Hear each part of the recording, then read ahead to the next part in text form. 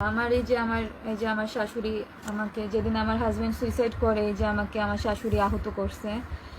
Even আমার চুলের মুঠি ধরে অনেক চুল ছিঁড়ে ফেলছে, চুল টানতে টানতে আমার মাথা ঘাড় ব্যথা হয়ে গেছে। আমার এই যে ঘাড়ের এই পাশেও দাগ আসছে চুলের এই দিক থেকে। তো না না দেখুন, এটা আসলে অবশ্যই কেউ এই যে আমার এই যে রক্ত বের হয়ে গেছিল, পরে আমি এখন শুকিয়ে গেছে, অলরেডি একটু একদিন হয়ে গেছে। শুকিয়ে গেছে। আমার হাত মোড়ানো ছিল। ছিল মানে আমার হাজবেন্ড, আমি যাতে তার মা আমাকে হিট করতেছে, আমি যাতে তার মাকে প্রোটেক্ট করতে না পারি, মানে আমি নিজেকে যাতে প্রোটেক্ট করতে না পারি, সেজন্য আমার মানে সে বয়স্ক মহিলা ছিল। আমার হাজবেন্ড ভাবছে যে আমি যদি তার মা আমাকে মারতেছে, আমি যদি তাকে একটা ধাক্কা মারি, সে তো পড়ে যেতে পারে। সেজন্য আমার হাজবেন্ড আমার হাত ধরেছিল, অথচ সে তার মাকে একবার বলে নাই যে মা তুমি ওকে এভাবে মেরো না, সে আমার হাত ধরে রাখছে।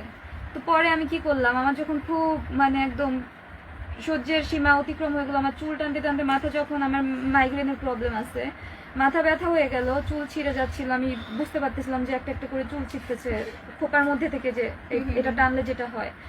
তো তারপরে আমার হাজবেন্ড আর আমার শাশুড়িকে আমি জাস্ট, আমার হাজবেন্ড এরকম হাত ধরা ছিল, আমি দুই হাত কোনো রকম ভাবে একটু শক্ত করে এইভাবে দুজনকে আমার শাশুড়ি পিছনে সেভ করার জন্য করলাম। তো আমার শাশুড়ি পিছনে যে দেওয়াল ধরলো, আর আমার হাজবেন্ড দেখলাম আমার হাজবেন্ড আর কি ওদিকে সরে গেছে, মানে আমার ধাক্কা লেগে ওদিকে সরে গেছে, আর ওদিকে ছিল দেওয়াল।